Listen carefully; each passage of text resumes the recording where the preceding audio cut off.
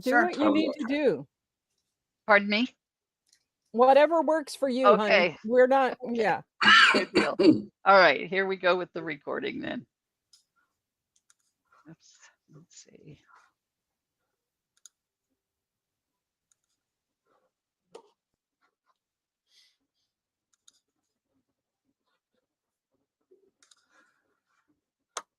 Welcome to Collaboration Conversations. I'm your host, Regina Partain-Bergman, CEO of Bridgeport Strategy and co-founder of the CEO Holy Grail.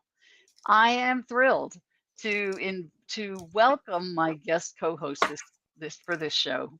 I have known this man for some time. We served in a mastermind together, got to know him really well through that process, and think extremely highly of him and appreciate the good work that he does in the world. So please welcome my guest co-host, Tim Hyde, who is founder, and I love this, chief fixer of Win More Clients. Welcome, Tim. Great to be here, Regina. Great to be here. I'm Awesome. just actually trying to remember back when we first connected. I think it was, there we go, went back 2019. So 2019. Wow. It's been a Pre-COVID. minute. It's been a that's minute. right. We discovered the internet before COVID, which was That's right. which was amazing. But Oh, yeah, I great respect for the work that you do with your clients as well, and Excellent. it's wonderful to be able to sort of reconnect in this Thank forum you. today with the amazing Virginia Muzquiz and Susan K. Younger, who are both fellow Americans of yours. I'm streaming in from Australia this morning. Nice. It must be late afternoon for you guys. Yeah, it is. Early evening. Evening. You're East Coast, aren't you, Susan? No, I'm in Dallas. Central. Okay. Dallas. For some reason, Oh, we're I thought you were neighbors. in I'm in Yeah. Houston.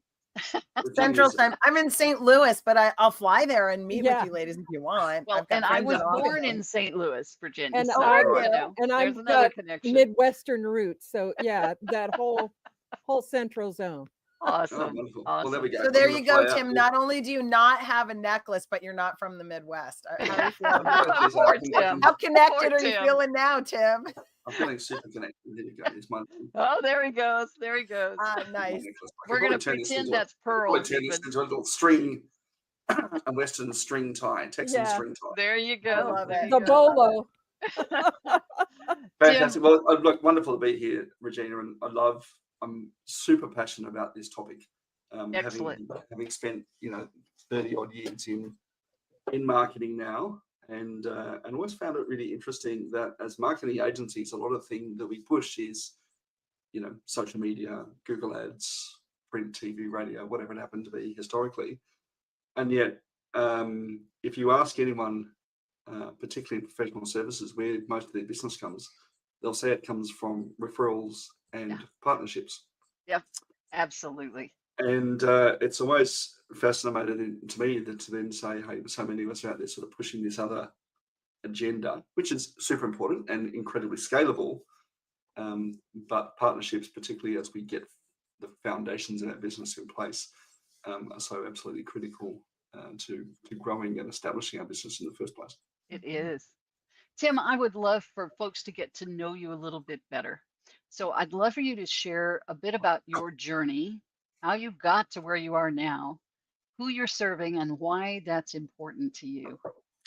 Well, to be honest, good question, Regina. I didn't grow up in an entrepreneurial family. In fact, I think as far back as I know, no one in my family has been, the black sheep and gone down to be an entrepreneur or business owner. Interesting. I am the first one. And to be honest, I blame my Uncle Scrooge golden book that my parents gave me as a sort of 4 or 5 year old. Right. And I still to this day remember Uncle Scrooge would row his little dinghy around his money pit of gold and then dive in. And it looked like he was having so much fun. And from that moment on, I was fascinated with how I could get everyone I meet, like, to give me $1 in exchange for some kind of value that would transform their life. Right. And help them have fun. And so I tried a whole bunch of things in high school and in my early 20s in business. Found myself going slowly brain dead in the Australian Public Service. And then launched with a couple of mates a social media site in Australia. And that was really my journey into, I guess, a proper business. which was super fascinating because I'd come out of the tech space, as a sort of field of study. And what I was seeing in the way businesses operated was that they would start a customer journey, like almost going on a first date, and then they'd have bits of broken code in their way that they move customers from first awareness through to raving fans of them. Now, with any relationship, it didn't matter if it was customers or referral partners or whatever. And I just saw it as bits of broken code that needed to be fixed. And when I left that business in 2014, I got into CRM and automation, which allowed us basically to have more relationships at scale. Yes. And as long as we architected the customer journey in the right way, we'd be able to serve more people. Right. And so that's been my journey over the last 30 odd years, actually, is working with clients on building that. And the one thing I was actually on the call yesterday, the one thing that we were talking about partnerships, that ultimately you'll have more referral business if you just hang with more people. True. More often, right? That's as simple as that.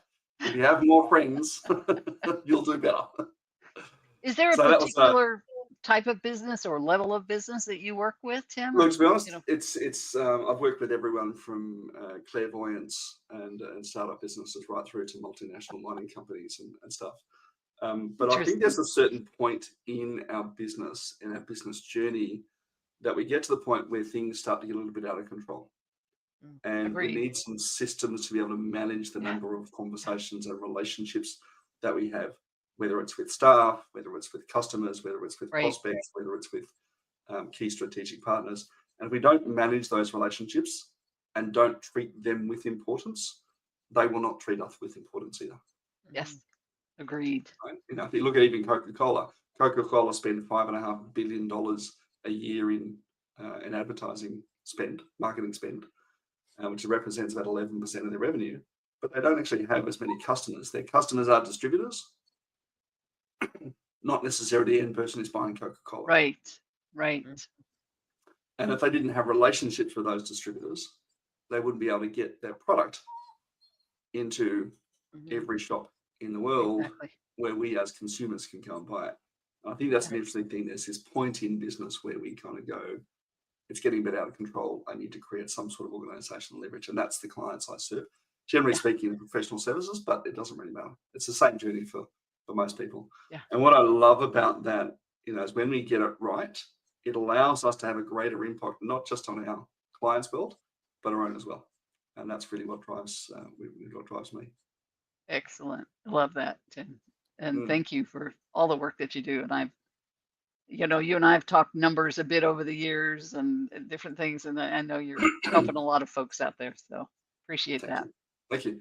Tim, would you please introduce our guests and have them do the Susan same and thing? Virginia, both amazing women in my world, and absolutely thrilled that they can both join us today. Hopefully Lloyd can jump on as well, who's got a different perspective too. But I'd love to throw over to Susan to start with. Susan, tell us a bit about you, your journey, who you serve, and why you do it.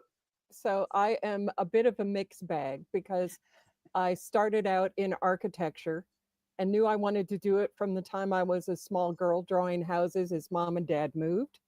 And mom says, God, I should have saved some of those pictures because they were funny, but I knew I wanted to do architecture. And when others were being told they shouldn't go after something that was unlikely as a women's career, I was blessed to have parents who said, if you want it, go for it. I got a degree from Iowa State in architecture, worked with a small firm in Iowa, had looked at moving to Dallas in 74, and I hit Texas the same time the oil embargo and Nixon was leaving the White House, and I had to go back and ask a firm that had offered me a job if they would hire me, even though they had already hired somebody to take a position. But they were, I think it starts with your partnerships early on. They were happy with my internship, so they were willing to extend work to me. So I did small things like houses and school renovations and office buildings, and then was later hired by one of the firms I had interviewed with in that first trip when things started to expand again later in the 70s. And so I started doing department stores and went from being the only girl in the production department to eventually handling the lead on projects and becoming the director of store planning for a department store. So I got to go through the fun time with retail in the 80s, but I also went through some of the downfall of retail in the 90s when the company I was working with went through bankruptcy. And I was forced to open a store 3 weeks after the company declared bankruptcy. So you talk about collaboration when you're dealing with vendors that are supplying furniture and fixture work and doing the construction, and you know they are going to get pennies on the dollar for what they are owed, and they are doing it because they trust you and the collaboration you have done for them, that you will help to give them any support you can in encouraging others to hire them because of the good work they have done for you. So from there, I at a certain point went, I think I am kind of out of this, started doing massage therapy on the side while working for design firms. And for 25 years, have had one client that does repurpose furniture and brand new furniture. So I'm helping him right now with an installation of 7 floors of furniture in a high rise here in Dallas. Have done everything from, small work to large work. And 10 years ago was introduced to Bank Code, which is a personality science that helps you to identify how and why your message is not connecting because you're speaking from your values instead of the values of others. And I see everybody's head nodding because it's not something that is brand new. But I love being a certified trainer in that and being able to help others to understand how their message is not connecting, how their team is not connecting, and why they are not necessarily connecting with some of their internal team or the clients that they're going after. So how's that for a mixed bag of tricks? But yeah, I love Bank Code and just think it's a fabulous tool. Yeah, certainly is. Certainly is. Now, Virginia is our little secret luminary here. A secret luminary. Okay. I actually first met Virginia through, ironically, a relationship community run by a gentleman named Dove Gordon out of Israel. He runs a community called the JVMM, so Joint Venture Mastermind member. I don't know, what's the MM stand for, Virginia? I'm not actually sure. It's Joint Venture Mastermind, but we actually just rebranded it because I partnered with Dove, and so it's called JV Grow. Yeah, so it's all about bringing together incredible people from around the world to establish joint ventures, which is obviously the topic of today's conversation. Virginia, I'll throw to you. Same questions. Tell us about you. So I'm fondly, or maybe not so fondly, known as the referral diva. I love it. It was awarded to me by a branding consultant who wanted to set me up on Twitter, and I was like, I don't do social media. I'm not gonna tweet. It's so dumb. And the owner came through and said, Tim, what's the problem? And he's like, oh my God, she's so difficult. I want to get a Twitter handle. And Brandon goes, oh my God, quit being such a diva. And Tim goes, that's it. You're the referral diva in all your glory. Brilliant woman, really talented, and a pain in my. Yeah. So that's been me for almost 20 years now. I was born to an entrepreneurial dad who left corporate America when Univac and RAC merged to create Unisys. And they told him that they were going to keep him, but his first order of business was to fire all his people. And he said, I'm a Navy man, and a Navy man goes down with his ship. And so they handed him a box, and they were like, see you, John. So he moved us from Long Island, New York, out to like this country in Bumbledoodle, New Jersey, where there was hunting and fishing and a garden and fruit trees. He said, there's a roof over your head and you won't starve, and I'm going to go build a business. And that's what he did. He is, I learned everything that I know about entrepreneurship from my dad. And he's an Arnold coot who loved his community, loved business, loved people, and hated government his entire life, and thought that entrepreneurship was just disruptive and subversive and everybody should do it, right? So so that's where I get, like, that's where my Spitfire I comes love from, that. I from love my that. dad. I imagine his views haven't changed over the years. Right? Like, I mean, I look like my mom, but I talk like my dad. There's no doubt. There's no doubt. I'm my daddy's girl. So I've done everything from being a high school teacher to a university professor to a Mary Kay sales director to the vice president of contract services for a tutoring franchise, a guy who had 7 locations. Then I came out of that. I opened up a coaching company, bought 2 BNI franchises, and here I am. My passion is to help solo entrepreneurs add 6 figures to their income so that they have the financial freedom to do the stuff they love and the time to enjoy it. And so for me, it's all about building relationships in business that preserve your relationships in your home.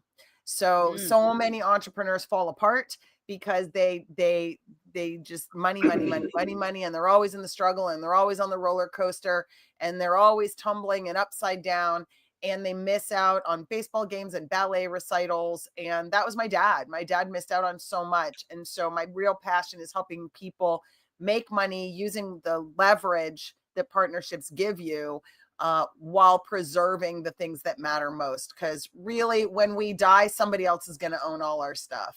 Yeah, good point.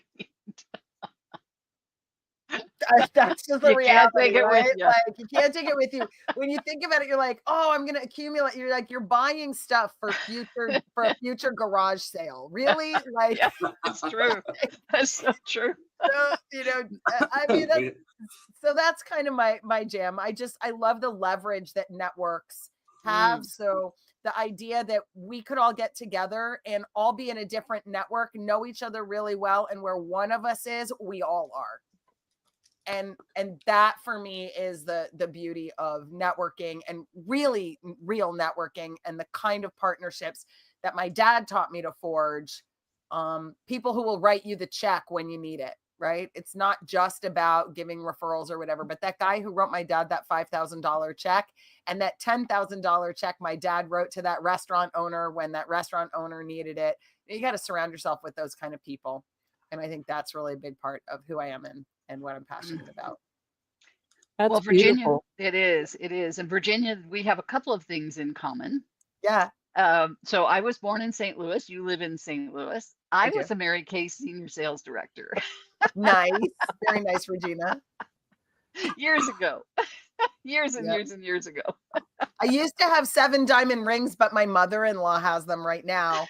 And she told everybody in the family, like, when I die, these are hers. Yes. So, but she likes wearing them. I don't wear a lot of jewelry, but yeah, lots of diamond rings, few free cars. It was fun. Very Hey, I'm good. just Well, you did better than I did. I didn't get any of that. So, but I did have fun doing it.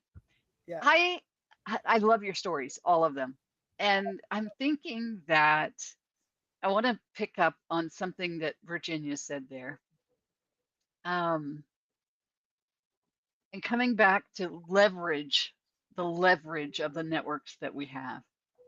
So let's talk about how people do that. What we want to do here is give some value to our listeners that help them go out and create better relationships, partnerships, collaborations, and they see the value that they may not have seen previously. So let's talk about that. How do you leverage networks? Are you all in BNI? Or no? Okay. Virginia and I Okay. am. Okay. No, Susan, I'm in you and I are not. I'm in C-Suite Network. And that's how Tim and I are connected, through the C-Suite Network. Okay. Got it. I'm familiar with I'm that. one of those crazy people, Regina. I think I do between 5 and 7 networking events every week. Every week. Every Lloyd week. is here. So And before we dive in, let's have Lloyd introduce himself. Oh, cool. Whoops. Well, he was there. Oh, there he is. Hang on. One waiting. And then we'll let him introduce himself and then we'll dive into that. Okay. Perfect timing. Here we Absolute go, perfect Lloyd. timing, Lloyd. Good man. We got the time zone right now. Oh. All right, we've just done a super quick round of introductions, and your timing is impeccable. Wow, Before perfect. we go on to other conversations, Lloyd and I can't remember where we met. Lloyd, was it on LinkedIn? I think it must have been a LinkedIn Must connection. We just hit it off really well, and have become quite good mates over the years, over the last few years now, and constantly sort of check in and what each other are doing. Lloyd's a recent father, so congratulations to Lloyd. Thank you. Congratulations. Yeah, explains the hair this morning.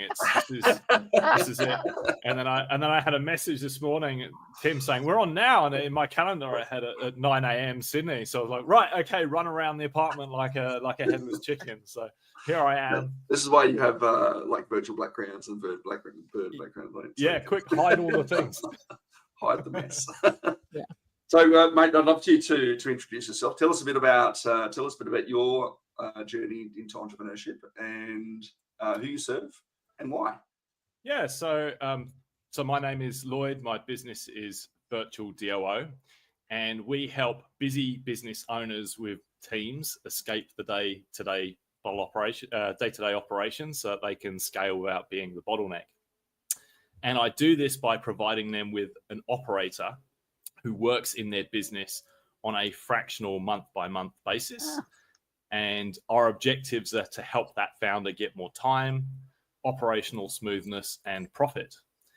As to my journey, until about 4.5 years ago, I was in corporate. I was leading quite large engineering teams, been working on trading platforms and real-time payments, and running teams in different geographical locations, putting in complex software for financial institutions.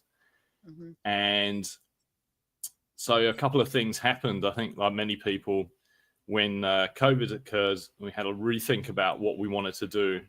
And for me, I was one of those people. And in my business life, what was working well, my team had been used to running remotely. So my onshore team in Sydney, where I am, had been used to running remotely. I'd got the teams onto laptops. They had flexible work from home policies. And my team offshore were also able to work in the office and remotely. So I was never a line of sight manager. So I was pretty comfortable with running remote teams and getting good outcomes. And then when COVID happened, our business continued seamlessly. But in my personal life, I just thought, I don't want to go back to a brightly lit office after COVID.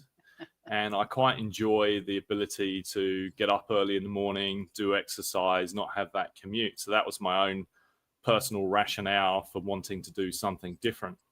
And it just so happened that I met a business coach in my surfing community. That's what I was doing in the new time before work. Literally on a surfboard, waiting for a wave. Yes, I met him on a board, and I just asked him. I said, I run quite large remote teams. How can I, I've got these skills. How can I turn this into a business? How can I do something with this? I enjoy problem solving.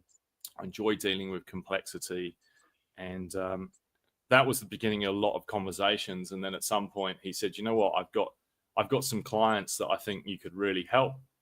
And one was a large e-commerce owner who the founder was, let's say he had a team of 20 or 30. He was just scattergunning the team with tasks every single day, just running on adrenaline, has a great product, but just the rhythms and the structures to get things running operationally smooth. He didn't know so much about that. He's a classic creative visionary, and we need those people to create the products and create the businesses, but he wasn't someone that would be putting in repetitive rhythms, dashboards, and feedback loops that create operational smoothness. And so I quit my job. I started a retainer with him, and which was a big gamble. And so that became the beginning of virtual DOO, and that was a fractional engagement, meaning that I could serve other clients openly, and so I took on more clients, and I think 3 was where I could comfortably serve 3 clients at a time, and that became my business model. So eventually, as I found more clients, I found people within my network, taught them the things that I'd learned, simplified frameworks, and that's how my business has gone today. So today now we have still a small business, but we serve clients across globally. So I have a small team that spans the UK, the US, and Australia, and most of my work seems to come out of the US and Canada. And my fractional operators typically serve between 1 and 3 clients, and the objective is, as I said, get the founder more time, get the operation running smooth, and allow it to scale without the founder being the bottleneck. One of the things I love about the work that Lloyd and his team does is that at a certain point, I think, business owners need to change. I was actually listening to a podcast recently from Clayton Mask, who's the founder of Infusionsoft and Keep, and he was talking that change happens at these multiples of 1 and 3 in revenue. So it happens at $1,000 a month, and 3,000, and 10,000, and 30,000, and 100,000, and 300,000, and so on, as you sort of grow your business. And I think you get to the point where you go, I'm growing a business. I clearly got product market fit. People are buying my thing, but I don't know how to run a business. Right. And Lloyd's team can come in and say, all right, rather than you just kind of trying to work it out by trial and error, we'll come in and we'll kind of put that structure in so that you can focus on your expertise, which is, I think, is amazing. And the cool thing is, as a fractional employee, you don't necessarily need a full-time resource there. It comes in, does that transformation, and almost makes himself obsolete by eventually hiring his replacement, who's going to be your 2IC in your business as you move forward. You explain that so beautifully, Tim. So if I could only capture some of those sound bites. We're recording, Lloyd. We're recording. It's recorded, Lloyd. Yeah.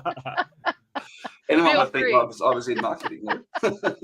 Yeah, and that's a good point. I mean, that's a challenge I have as an ex-techie and ex-engineering mind, is we've got a habit of talking too much about the how and not thinking about what are the drivers and how to explain something succinctly.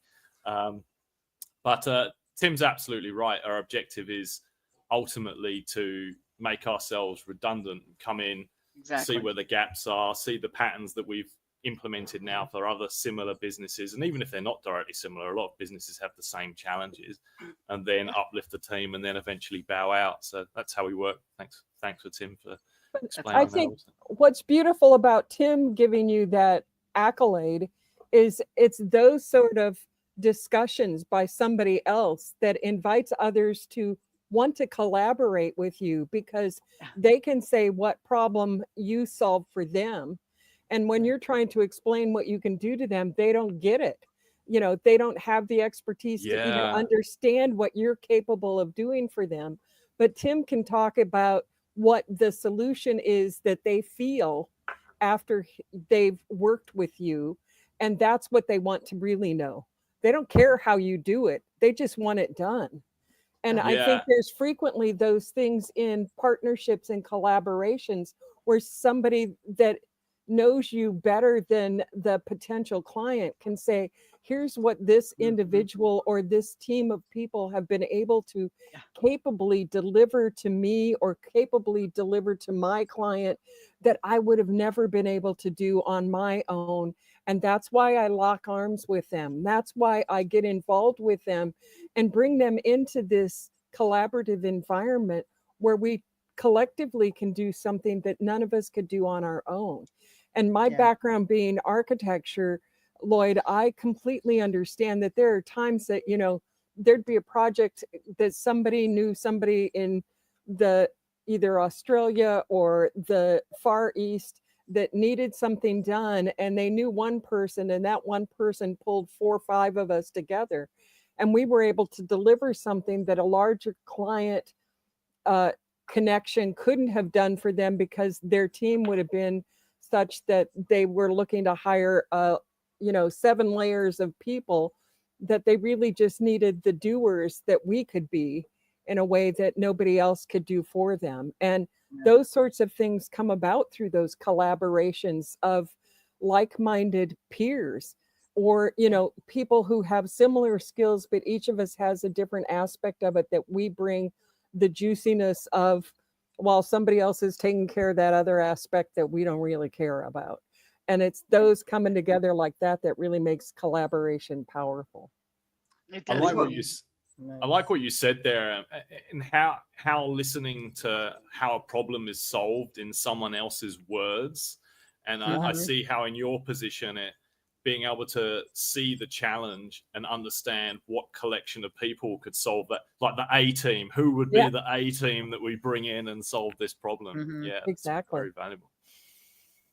Excellent. And I think, you know, what I have through the years, because I'm probably the oldest one in this group here, you know, been able to see that there are times you've known somebody for years, maybe even more than a decade, and it has been the friendship, the things you did, like you were saying, you ran into each other surfing. It was those commonalities in life that allowed them to get to know you at a level that they may not have gotten to know you in a work environment, but it allowed them to know that you were a trusted individual that they could talk to about it at any level, and that allows it to be expanded into the work environment. I think those kind of connections create collaboration. There's a book that was recently put out by Karen Walren about dabbling and about being amateurs and stuff. And I think sometimes it's those things we are amateurs at doing that allow us to connect with people that we'd have never been able to walk into the door of their business and say, hi, hire me to do this. But they get to know us through some side thing that we're all interested in. And all of a sudden they're going, wait a minute, don't you do what I need? Let me talk to you about how you could serve me.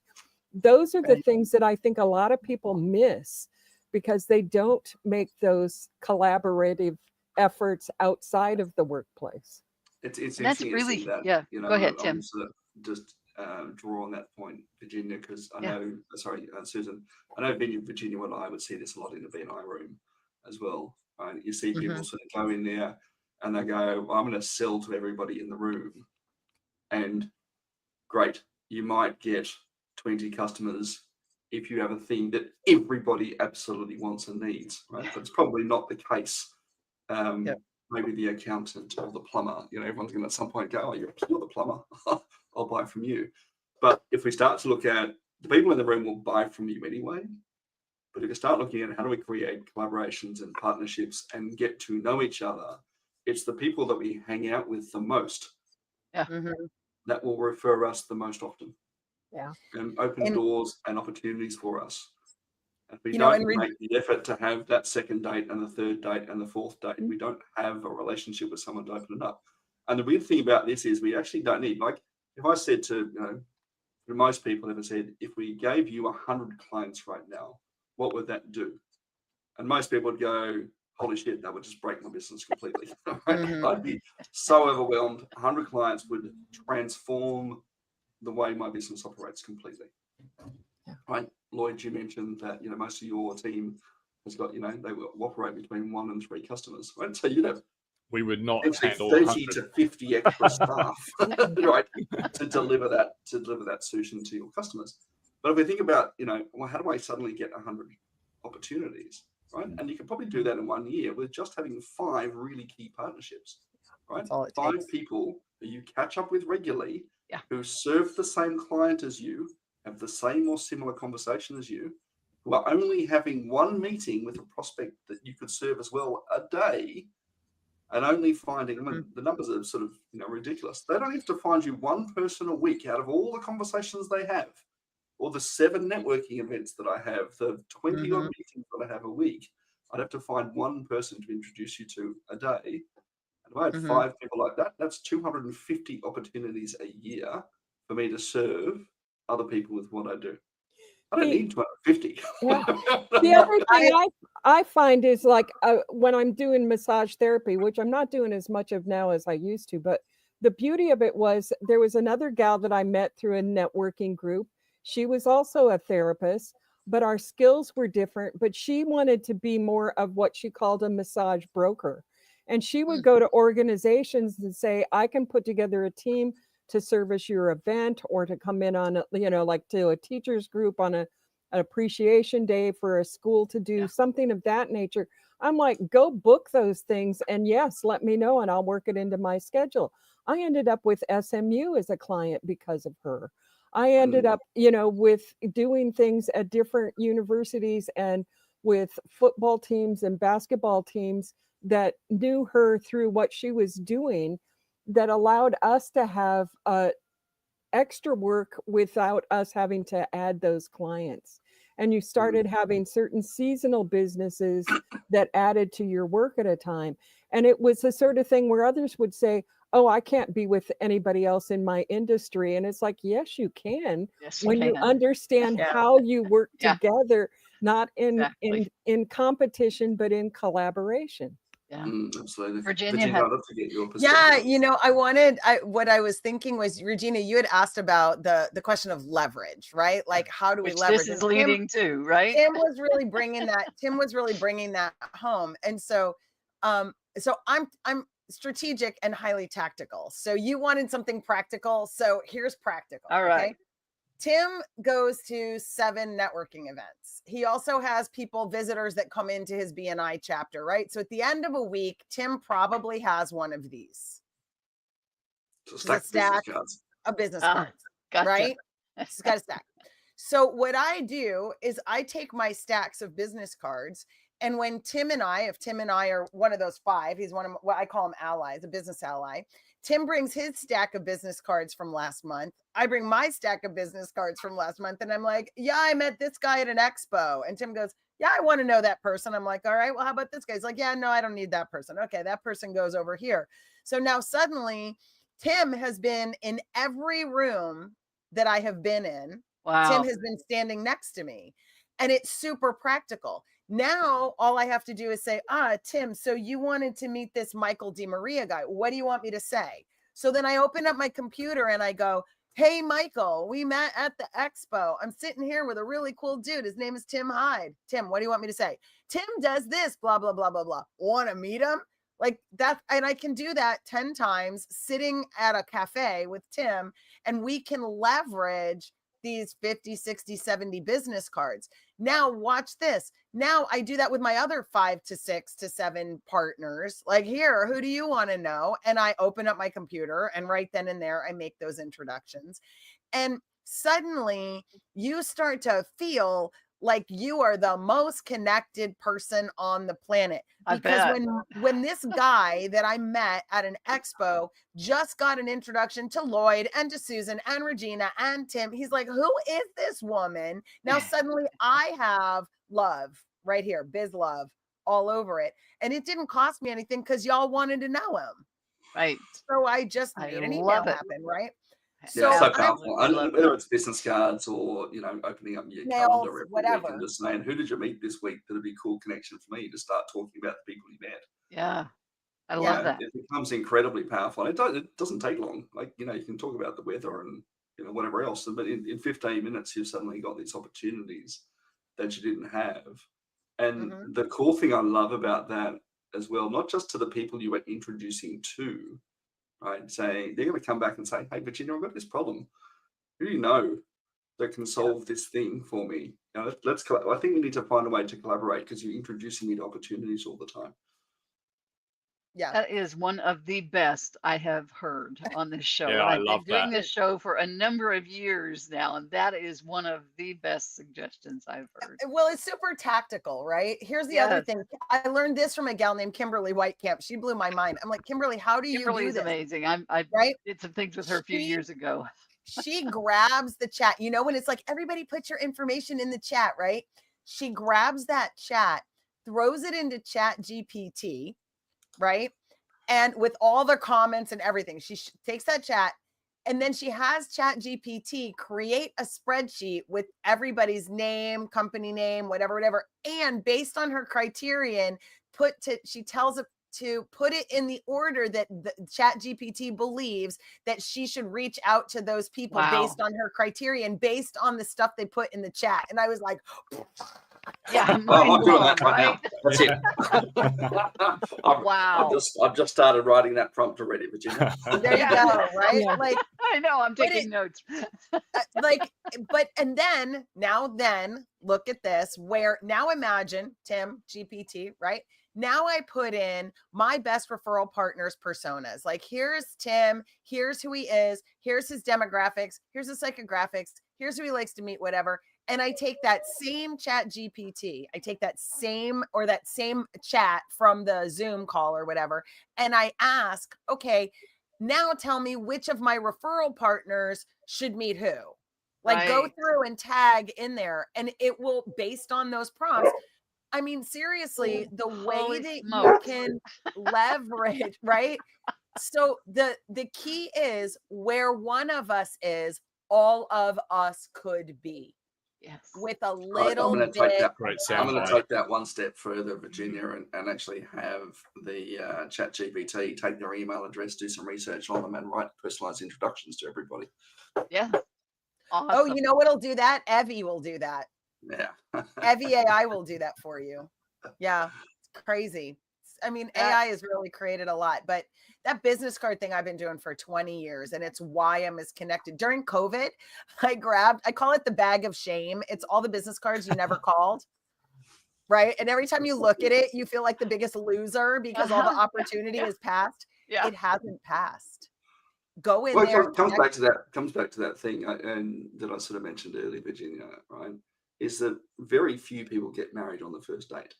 Right. Yeah.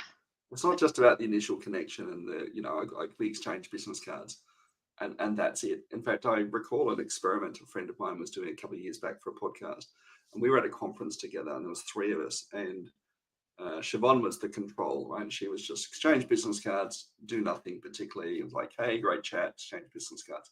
Strangely enough, no opportunities. My friend Jemima, she's a comedic improv, as a side hustle. And she was a buyer for anything that you were selling. It did not matter what you were doing.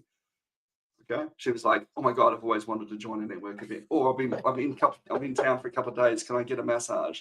Right. Biggest buyer. I've been looking for a business coach or whatever. It didn't matter. Okay. That what she was doing. She would put on this improv, and she was a buyer, and she exchanged 74 business cards during that 2-day conference. Have a guess how many people. So this is the start of the relationship. Okay. And her hypothesis was, let's see who follows up and deepens the relationship further. Have a guess, out of 74, how many people called her up to book sales appointments? We got 3 from Virginia in advance on 3. I'm not going to answer because I know the answer. Yeah, Susan knows the answer. What do you reckon, Regina? Out of 74? Yeah. Yeah, maybe 5 to 10, maybe. No. She got 1 Facebook friend request, and that was it. That's outrageous. Wow. Okay. Wow. But that's the thing, right? People, I guess, don't know these things. You get distracted with the minutiae of day-to-day and the next firefighting. Yeah.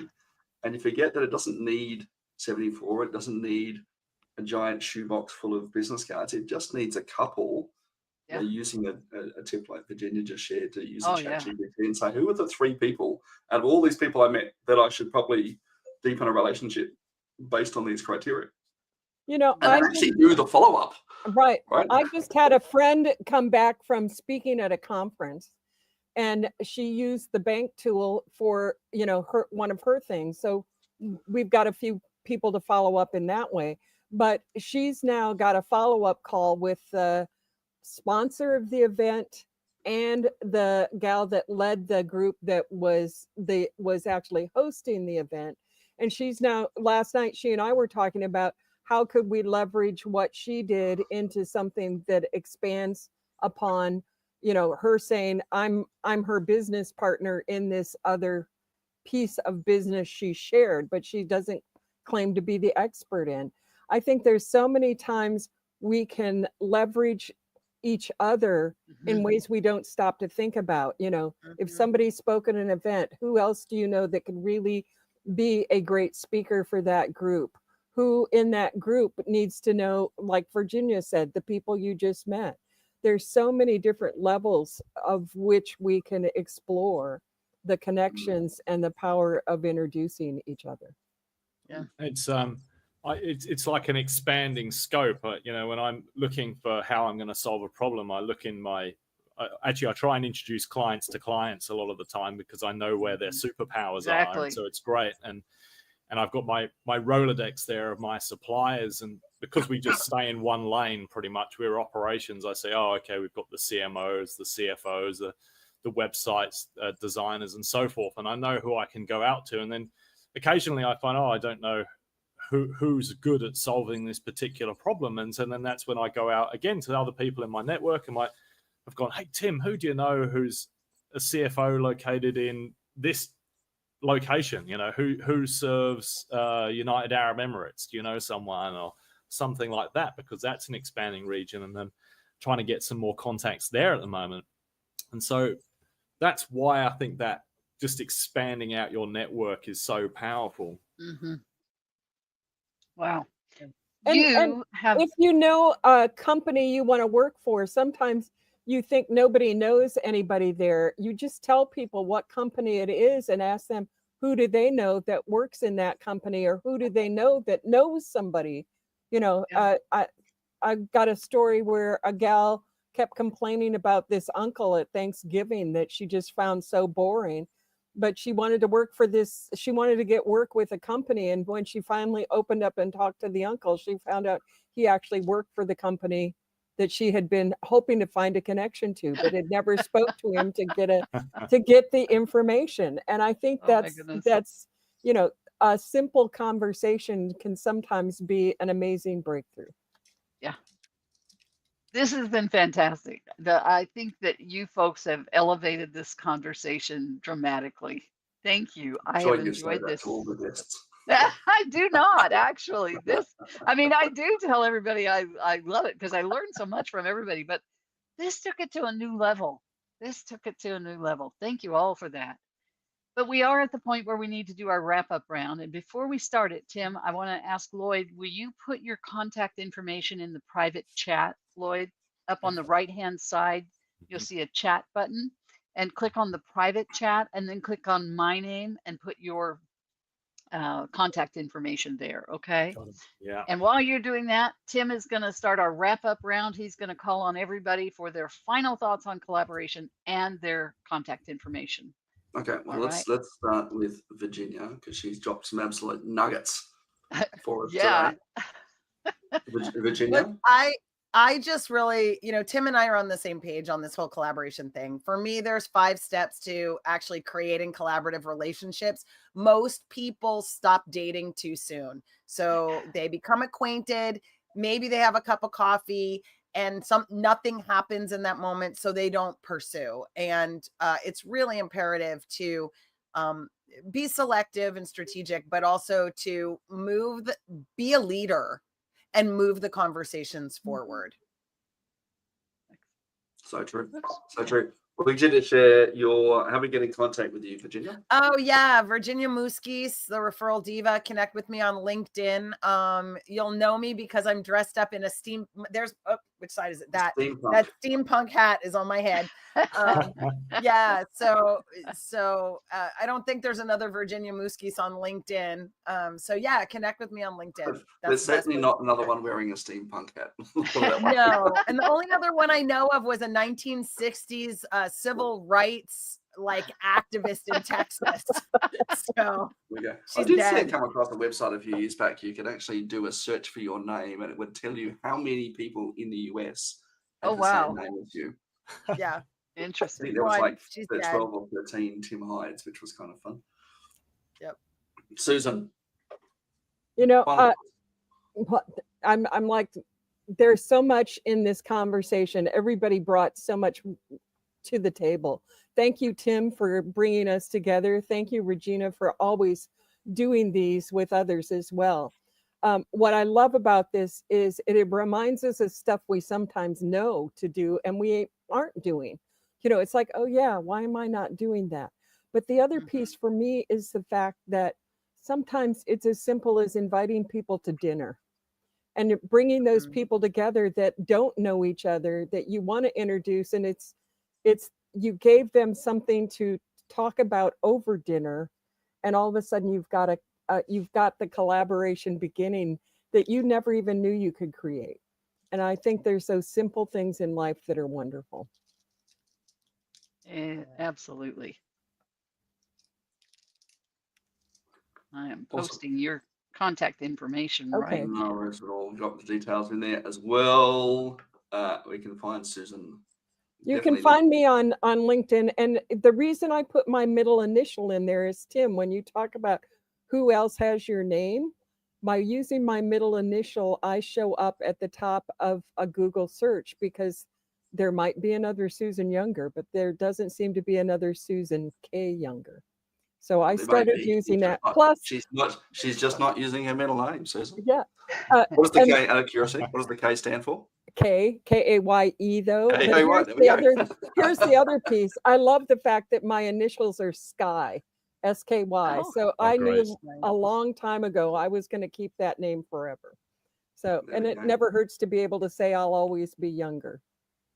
I love Good it. one. I love it. And I also, and thank you for sharing it, Regina. If somebody's interested in bank code, Yeah, that is absolutely. a complimentary opportunity for you to find out what your bank code is. And I'll be happy to have a discussion with you about it. And if it's something that you're interested in, how it might be helpful for you.